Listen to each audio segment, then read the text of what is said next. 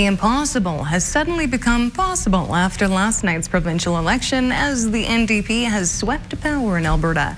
For some here in Medicine Hat, it's a hello to a future once thought out of reach. For others, it's a goodbye to politics. Michael Popove reports. This has sometimes in the past been a pretty lonely place for New Democrats and people who are progressive. He's lonely no more as the Orange Crush has swept across Alberta. Bob Warner has become the first NDP candidate to ever win a seat in the riding of Medicine Hat. And as one of the elder statesmen in his party, Warner could be in line for a senior cabinet post. I think I'm going to have to spend some time listening and learning and not taking any radical directional changes. After taking over from Jason Soklovsky, who was charged with minor assault a week into the campaign, Warner narrowly defeated Wildrose candidate Val Olson.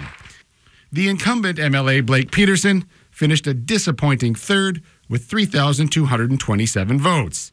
While Olson missed being elected by 399 votes, she says she remains committed to assisting those who need help. Obviously not the news I was wanting, but on that note, I mean, it's back to work tomorrow morning. The anger directed at the Wildrose candidates who crossed the floor to the PCs in December was certainly evident in the riding of Medicine Hat.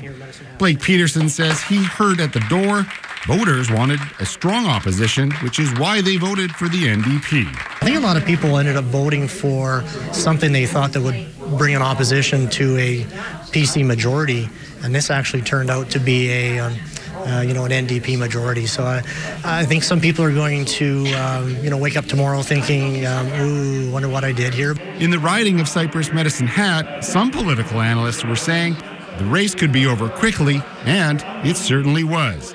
Incumbent MLA Drew Barnes beat his closest competitor Bob Olson by more than 5,000 votes. Bev Waggy had a surprisingly strong showing after hardly campaigning at all. For Barnes, who was re-elected for a second term, he says it's an honor to be heading back to the legislature. I'm grateful that the Wildrose has been returned as official opposition, especially when we went through with the floor crossings. And it's those floor crossings that political analysts say was the beginning of the end for the Tories. Jim Groom says the anger directed at Blake Peterson certainly played a role in his demise, as it did for the Conservatives across the rest of Alberta. It's really exciting to be part of history, isn't it? When you think of it, the way that's transpired, and to have such a change, a sea change of this nature, is really quite interesting. And it was indeed a historic night across the province and here in Medicine Hat, a night many will not soon forget. What remains to be seen is whether the change Albertans voted for is the change Albertans will be happy with. Michael Popove, Chad News.